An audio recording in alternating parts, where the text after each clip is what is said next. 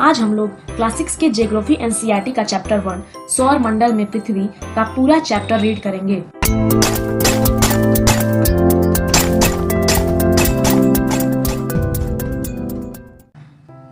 सूर्यास्त के बाद आकाश को देखना कितना अच्छा लगता है।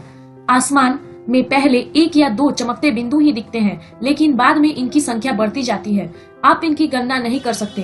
संपूर्ण आकाश छोटी छोटी चमकदार वस्तुओं से भर जाता है, जिनमें से कुछ चमकीले होते हैं एवं कुछ धुंधले। यहाँ पे बताया जा रहा है कि जब सूर्यास्त यानी कि शाम, सूर्यास्त दो वर्ड से मिलकर बना है, सूर्य और अस्त, यानी सूर्य जब अस्त हो जाता है, सूर्य जब डूब जाता है, तो उसके बाद आकाश को देखना कितना अच्छा लगता है। आसमान में पहले तो एक या दो बिंदु ही दिखते हैं, लेकिन बाद में इनकी संख्या धीरे धीरे बढ़ती चली जाती है। आप इनकी गणना भी नहीं कर सकते, यानी आप इनको गिन भी नहीं सकते। संपूर्ण आकाश यानी पूरा आकाश छोटी छोटी चमकदार वस्तुओं से भर जाता है। जब सूर्यास्त के बाद हम आकाश में जाते हैं तो हमें आकाश में बहुत सारी तारे दिखाई देते हैं, जो कि छोटी छोटी होते हैं, चमकदार होते हैं। इन्हीं तारों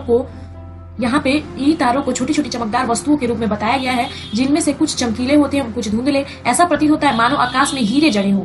इनमें से कुछ टिमटिमाते प्रतीत होते हैं, लेकिन अगर आप उनको ध्यान से देखेंगे तो आप पाएंगे कि इनमें से कुछ की टिमटिमाहट अन्य से अलग है। यानी कि कुछ तो टिमटिमाते हैं, लेकिन कुछ ऐसे हैं जिनकी टिमटिमाहट अन्य तारों से अलग है। ये बिना किसी टिमटिमाहट के चंद्रमा के समान चमकते हैं। इन चमकीली वस्तुओं के साथ आप लगभग प्रतिदिन चंद्रमा को भी देखते हैं। तो हम आकाश में बस इन चमकीली वस्तुओं यानी तारों को ही नहीं देखते, बल्कि इनके साथ साथ किसे देखते हैं? चंद्रमा को, चांद को।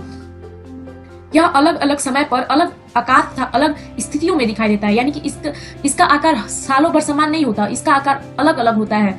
अलग अलग स्थितियों में, अलग अलग समय पर, अलग अलग जगह पर दिखाई देता है। आप पूर्ण चंद्र को लगभग एक महीने में एक बार देख सकते हैं। पूर्ण चंद्र यानी पूरा चंद्रमा, यानी कि पूरा गोल चंद्रमा को हम महीने में एक ही बार देख सकते हैं। यह पूर्ण चंद्रमा वाली रात या पूर्णिमा होती है। इस किस दिन देख सकते हैं? किस रात में? तो पूर्णिमा की रात को। 15 दिन के बाद आप इसे नहीं देख सकते, और 15 दिन के बाद हम इसे बिल्कुल नहीं देख पाते। यह किसकी रात होती है? अमावस्या की रात होती है। ऐसी रात में अगर आसमान साफ है तो आप आसमान का अवलोकन अच्छी तरह से कर सकते हैं। क्या आपको इस बात पर आश्चर्य नहीं होता कि हम दिन के समय चंद्रमा इन सभी छोटी चमकीली वस्तुओं को क्यों नहीं देख पाते? क्या आप सभी में से किसी ने भी यह सोचा है कि अब हम इन चमकीली वस्तुओं को केवल रात में ही क्यों देख पाते हैं, दिन में क्यों नहीं देख पाते हैं? तो ऐसा इसलिए है क्योंकि सूर्य के अत्यधिक तेज प्रकाश के कारण रात के समय चमकने वाली वस्तुओं को हम दिन में नहीं देख पाते। यानी कि ये सभी जो चमकीली वस्तुएं होती है, तारे, चंद्रमा, ये सभी दिन में भी आकाश में होते हैं, लेकिन हम सूर्य का प्रकाश इतना अत्यधिक तेज होता है जिसके कारण ये सभी ढक जाते हैं और हम इन वस्तुओं को नहीं देख पाते हैं। सूर्य, चंद्रमा तथा वे सभी वस्तुएं जो रात के समय आसमान में चमकती हैं, खगोलीय पिंड कहलाती हैं। यहाँ खगोलीय पिंड का परिभाषा दिया हुआ है। सूर्य, चंद्रमा तथा वे सभी वस्तुएं जो रात के समय आसमान में चमकती हैं, खगोलीय पिंड कहलाती हैं।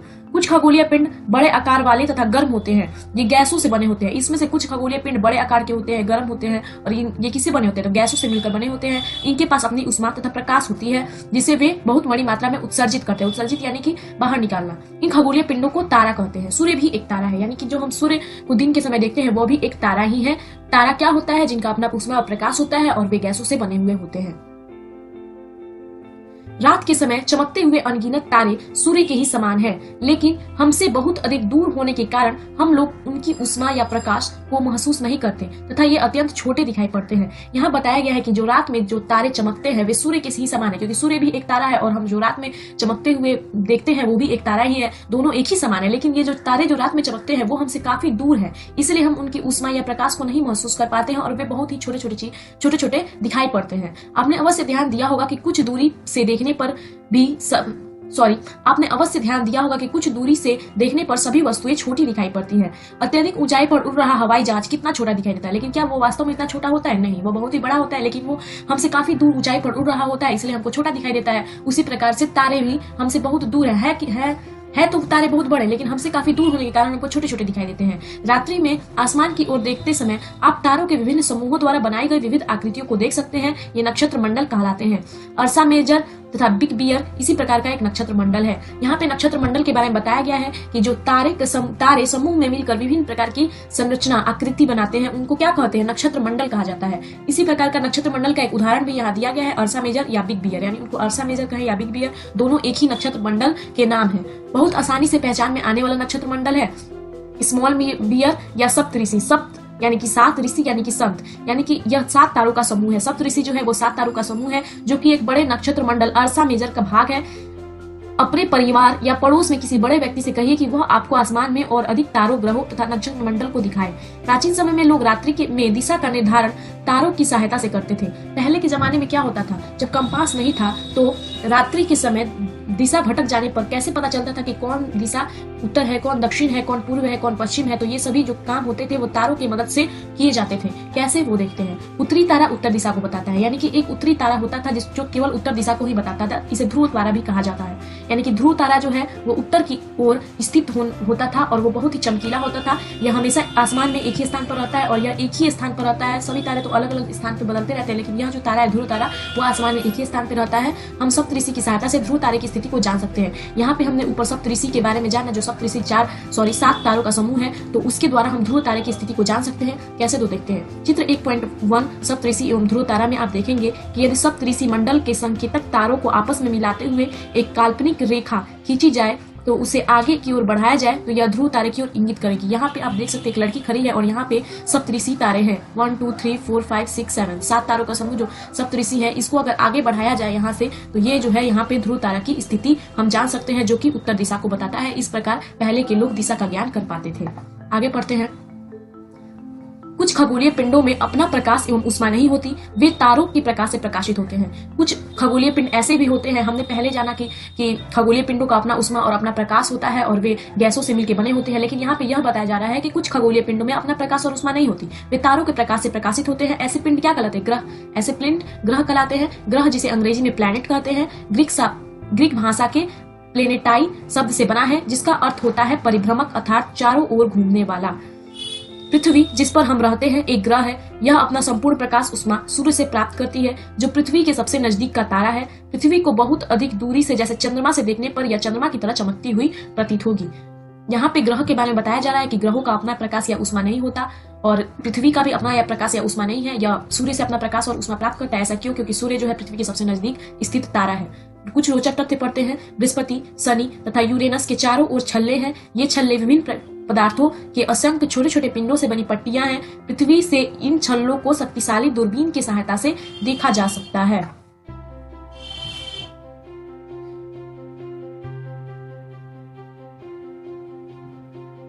आगे पढ़ते हैं। आसमान में दिखने वाला चंद्रमा एक उपग्रह है। यह हमारी पृथ्वी का सहचर है तथा इसके चारों ओर चक्कर लगाता है, यानी कि हम यह कह सकते हैं कि उपग्रह जो होते हैं वे ग्रह के चारों ओर चक्कर लगाते हैं। और हमारे पृथ्वी का उपग्रह कौन सा है? चंद्रमा है। हमारे पृथ्वी के समान 7 अन्य ग्रह है, यानी कि हमारे पृथ्वी को लेकर पूरा सौर मंडल में 8 ग्रह होते हैं जो सूर्य के प्रकाश से उष्मा प्राप्त करते हैं। उनमें से कुछ के पास अपना चंद्रमा भी है, यानी जिस प्रकार पृथ्वी के पास अपना चंद्रमा है, अपना उपग्रह है, उसी प्रकार अन्य 7 ग्रहों में से किसी के पास भी अपने चंद्रमा है। क्या आप जानते हैं पौराणिक रोमन कहानियों में सोल सूर्य देवता को कहा जाता है। सौर शब्द का अर्थ है सूर्य से संबंधित, इसीलिए सूर्य के परिवार को सौर मंडल सोलर सिस्टम कहा जाता है। सौर शब्द का उपयोग करते हुए और अधिक शब्दों को लिखें। शब्द की उत्पत्ति। ऐसे बहुत से शब्द जिनका उपयोग हम एक भाषा में करते हैं, अक्सर वे दूसरी भाषाओं से लिए गए शब्द हो सकते हैं। उदाहरण के लिए जियोग्राफी एक अंग्रेजी शब्द है। यह ग्रीक भाषा से लिया गया शब्द है जिसका अर्थ पृथ्वी का विवरण, यानी कि जियोग्राफी सब्जेक्ट जो हम पढ़ते हैं, जो हम पढ़ रहे हैं, वह एक ग्रीक भाषा से लिया गया शब्द है जिसका अर्थ क्या होता है? पृथ्वी का विवरण, यानी हम लोग पृथ्वी के विवरण के बारे में पढ़ रहे हैं। यह 2 ग्रीक शब्दों से मिलकर बना है, जिसमें जी इस शब्द का अर्थ है पृथ्वी एवं ग्राफिया शब्द का अर्थ है लिखना। आइए पृथ्वी के संबंध में और अधिक जानें। जियोलॉजी पृथ्वी का अध्ययन, जियोमेट्री पृथ्वी का मापन, जियोइड पृथ्वी के आकार के अनुरूप।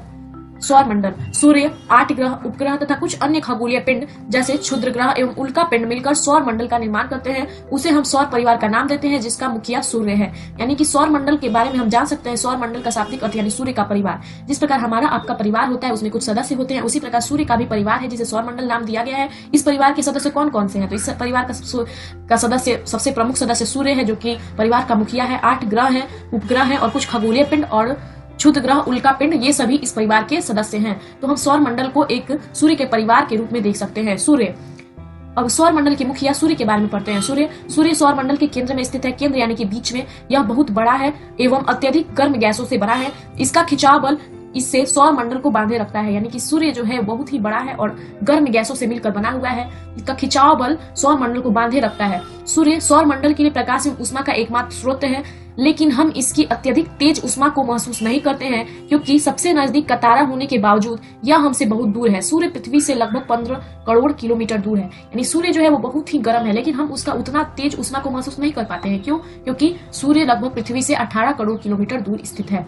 ग्रह, हमारे सौर मंडल में 8 ग्रह हैं। सूर्य से दूरी के अनुसार वे हैं बुध, शुक्र, पृथ्वी, मंगल, बृहस्पति, शनि, यूरेनस तथा नेपच्यून। सूर्य से उनकी दूरी के अनुसार अंग्रेजी में ग्रहों के नाम याद रखने का आसान तरीका है। यहाँ पे ग्रहों के नाम आसान तरीके से याद रखने के लिए यहाँ पे बताया गया है। My very efficient mother just served us nuts.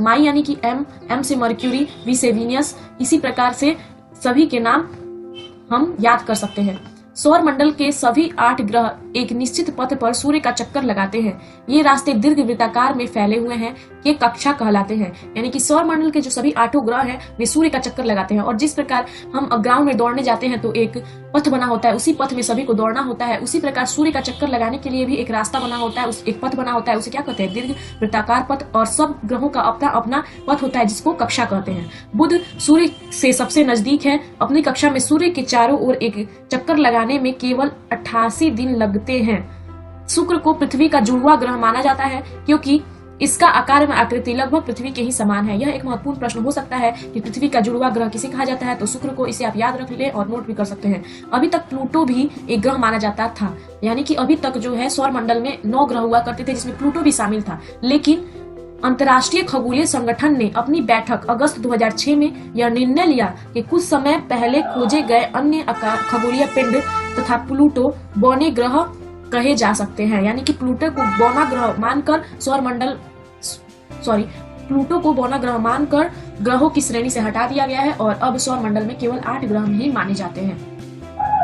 क्या आप जानते हैं, रात में आसमान को देखकर मनुष्य हमेशा से मोहित हुआ है। खगोलीय पिंडों और उनकी गति के संबंध में अध्ययन करने वाले खगोल शास्त्री कहते हैं, आर्यभट्ट प्राचीन भारत के प्रसिद्ध खगोल शास्त्री थे। आज विश्व के सभी भागों में खगोलविद ब्रह्मांड के रहस्यों को खोजने में लगे हैं।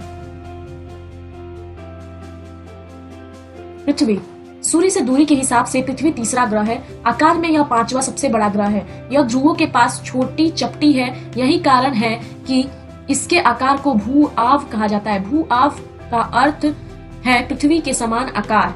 क्या आप जानते हैं, प्रकाश की गति 3 लाख किलोमीटर प्रति सेकंड है। इस गति के बावजूद सूर्य के प्रकाश को पृथ्वी तक पहुंचने में 8 मिनट का समय लगता है। जीवन के लिए अनुकूल परिस्थितियां संभवतः केवल पृथ्वी पर ही पाई जाती हैं। पृथ्वी ना तो अधिक गर्म है और ना ही अधिक ठंडी है। यहाँ पानी एवं वायु उपस्थित है जो हमारे जीवन के लिए आवश्यक है। वायु में जीवन के लिए आवश्यक गैसें जैसे ऑक्सीजन मौजूद है। इन्हीं कारण से पृथ्वी सौर मंडल का सबसे अद्भुत ग्रह है। यानी कि पृथ्वी को सौर मंडल का सबसे अद्भुत अनोखा ग्रह क्यों कहा जाता है? क्योंकि यहाँ पर जीवन है, यहाँ पर पानी है, वायु है जो हमारे जीवन के लिए आवश्यक है। यहाँ आवश्यक गैस ऑक्सीजन मौजूद है। अंतरिक्ष से देखने पर पृथ्वी नीले रंग की दिखाई पड़ती है क्योंकि इसकी 2/3 सतह पानी से ढकी हुई है, इसलिए इसे नीला ग्रह कहा जाता है। नील आर्मस्ट्रांग सबसे पहले व्यक्ति थे जिन्होंने 21 जुलाई 1969 को सबसे पहले चंद्रमा की सतह पर कदम रखा। मालूम करो कि क्या कोई भारतीय चंद्रमा पर गया है? चंद्रमा, हम चंद्रमा के बारे में जानते हैं जो कि पृथ्वी का एक उपग्रह है। हमारी पृथ्वी के पास केवल एक उपग्रह है चंद्रमा। इसका व्यास पृथ्वी के व्यास का केवल 1/4 है। यानी कि चंद्रमा का जो व्यास है वो पृथ्वी के व्यास का 1/4 है। यह इतना बड़ा इसलिए प्रतीत होता है क्योंकि यह हमारे ग्रह से अन्य खगोल पिंडों की अपेक्षा नजदीक है। यानी अन्य खगोलीय पिंडों की अपेक्षा चंद्रमा जो है वो सबसे नजदीक है, इसीलिए इसको ये थोड़ा बड़ा दिखाई देता है। यह हमसे लगभग 3,84,400 किलोमीटर दूर है। अब आप पृथ्वी से सूर्य एवं चंद्रमा की दूरियों की तुलना कर सकते हैं। उपग्रह एक खगोलीय पिंड है जो ग्रहों के चारों ओर उसी प्रकार चक्कर लगाता है जिस प्रकार ग्रह सूर्य के चारों ओर चक्कर लगाते हैं। यानी कि जिस प्रकार सूर्य के चारों ओर ग्रह चक्कर लगाते हैं उसी प्रकार ग्रहों के चारों ओर उपग्रह चक्कर लगाते हैं। मानव निर्मित उपग्रह, और कुछ उपग्रह ऐसे होते हैं जो मानव निर्मित उपग्रह होते हैं। यानी कि एक कृत्रिम पिंड है। यह वैज्ञानिकों द्वारा बनाया गया है जिसका उपयोग ब्रह्मांड के बारे में जानकारी प्राप्त करने एवं पृथ्वी पर संचार माध्यम के लिए किया जाता है। इसे रॉकेट के द्वारा अंतरिक्ष में भेजा जाता है एवं पृथ्वी की कक्षा में स्थापित कर दिया जाता है। अंतरिक्ष में उपस्थित कुछ भारतीय उपग्रह इनसेट, IRS, A2SAT इत्यादि हैं। रॉकेट का प्रक्षेपण, यहाँ पे रॉकेट निकलता है। रॉकेट का पृथ्वी पर गिरना, उपग्रह का कक्षा में प्रवेश।